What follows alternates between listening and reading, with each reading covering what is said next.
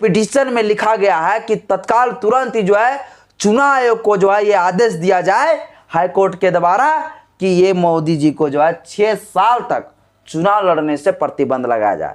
6 साल तक वो चुनाव नहीं लड़ सकते हैं, ऐसा प्रतिबंध। 6 साल में हो जाएगा तो बुढ़ा हो जाएगा, चुनाव लड़ेगा। कम से कम 6 साल तक अगर चुनाव नहीं लड़ा तो समझ लीजिए दोबारा फिर मोदी जी चुनाव में खड़ा हो ये नहीं पाएगा, ये भी जान लीजिए। हेलो साथियों, आज के इस वीडियो में आप सभी को फिर से बहुत बहुत स्वागत है। सभी देशवासियों को नमो बुद्धाय, जय भीम, जय संविधान।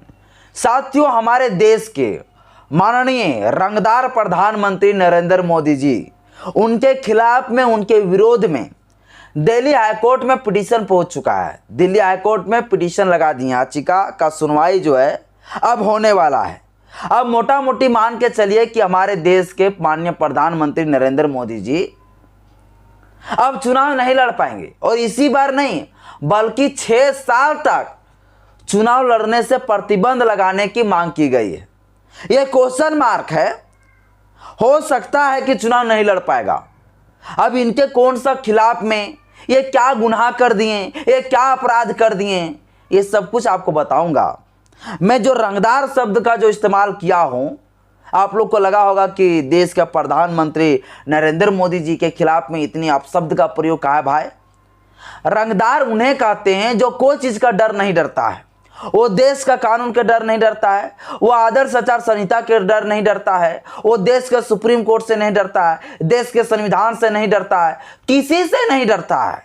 सभी को अपने मुट्ठी में बांध के रखा है, उन्हीं को कहते हैं रंगदार।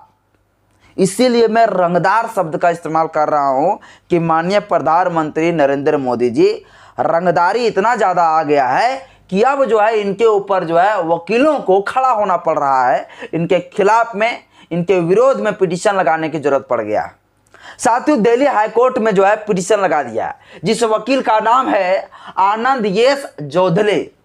आनंद एस जोंधले ये नाम का जो है एक शख्स है, और ये शख्स जो है मोदी जी के खिलाफ में लगा दिया है दिल्ली हाईकोर्ट में पिटीशन। आप लोगों को पता होगा, इंदिरा गांधी के कार्यकाल में, उसके शासनकाल में भी मुकदमा किया गया था।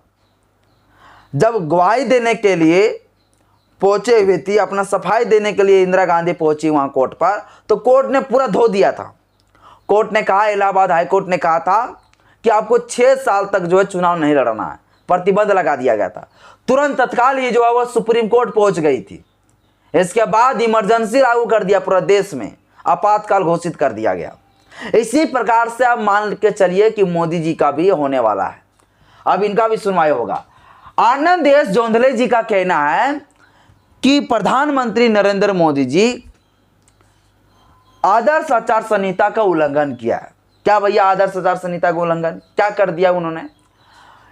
मोदी जी का साथियों एक सभा था उत्तर प्रदेश के पीलीभीत में, वहां स्पीच दे रहे थे। उस सभा में जो है उनका जो भाषण है, वो भाषण रहा धर्म से जुड़ा हुआ, धर्म स्थल से जुड़ा हुआ, हिंदू का देवी देवताओं से जुड़ा हुआ, सिख धर्म के देवी देवताओं से जुड़ा हुआ, और मुसलमानों के विरोध में, मुसलमानों के खिलाफ में जो है भाषण दिया। इसलिए जो है ये वकील जी का कहना है, ये शख्स का कहना, आनंद एस जोंधले जी का, कि मोदी जी ने जो है हिंदू देवी देवताओं का स्थल के नाम पर, पूजा स्थल के नाम पर ये जो है अपना वोट मांग रहे हैं। ये धर्म के नाम पर, धर्म के एजेंडे के नाम पर जो है अपना ये राजनीति कर रहा है।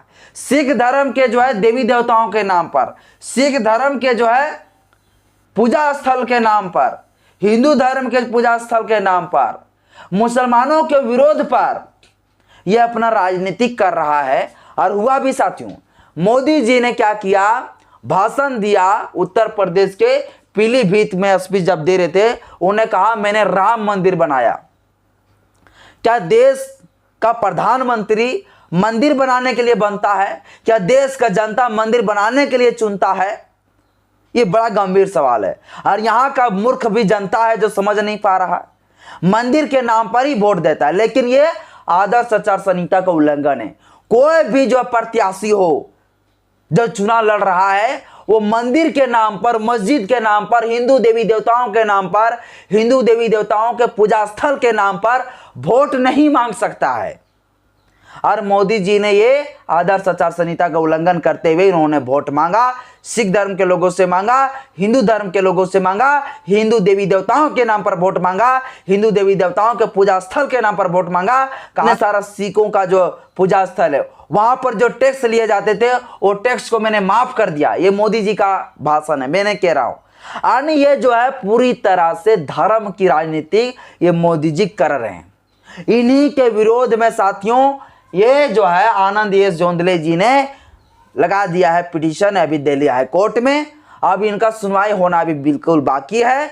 सुनवाई होने के बाद मुझे जहां तक लगता है कि न्यायपालिका को जो है सोच समझ के फैसला देनी चाहिए। और ये फैसला पिटीशन में लिखा गया है कि तत्काल तुरंत ही जो है चुनाव आयोग को जो है ये आदेश दिया जाए हाई कोर्ट के द्वारा कि ये मोदी जी को जो है 6 साल तक चुनाव लड़ने से प्रतिबंध लगाया जाए। 6 साल तक वो चुनाव नहीं लड़ सकते हैं। ऐसा प्रतिबंध 6 साल में हो जाएगा तो बुढ़ा हो जाएगा, मतलब डंडा वगैरह पकड़ पकड़ के चलना पड़ेगा भैया। कौन चुनाव लड़ेगा? कम से कम 6 साल तक अगर चुनाव नहीं लड़ा तो समझ लीजिए दोबारा फिर मोदी जी चुनाव में खड़ा हो ये नहीं पाएगा, ये भी जान लीजिए। तो साथियों ये जो है आज तक जो है भारतीय जनता पार्टी का एजेंडा यही है, धर्म का राजनीति। धर्म के आधार पर यह राजनीति करता है। इन्होंने कोई काम ही नहीं किया है। रोजगार दिया, शिक्षा की को काम किया है? ये शिक्षा न स्वास्थ्य न रोजगार, इनके ऊपर तो इन्होंने कोई काम ही नहीं किया। इन्होंने काम किया मंदिर का, तो मंदिर का एजेंडा ये लेके आ रहा है। और ये जानता है कि हम मंदिर की बात नहीं बोलेंगे, हिंदू मुसलमान के बीच में नफरत नहीं फैलाएंगे तो फिर भारतीय जनता पार्टी सत्ता में नहीं आ पाएगा। इसलिए जहां भी जा रहे हैं भारतीय जनता पार्टी के लोग ये धर्म की राजनीति कर रहा है। इन्होंने काम क्या किया वो शून्य है। इन्हें क्या काम किया ये शून्य पूरी तरह से है।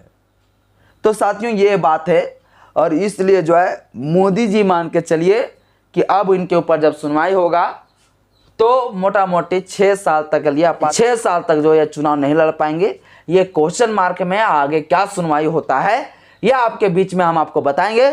बाकी बात आज के इस वीडियो में इतना ही। वीडियो अच्छा लगे तो लाइक करें, चैनल में पहली बार आए तो चैनल को सब्सक्राइब करें, बेल आइकन पर प्रेस करें। जय भीम, जय भारत, जय संविधान, जय विज्ञान।